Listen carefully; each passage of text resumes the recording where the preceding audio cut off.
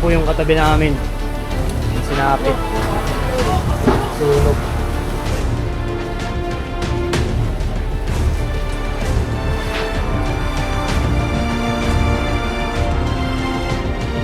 Babiyahe sana ako bago sana pumasok ng work, pero may sunog daw.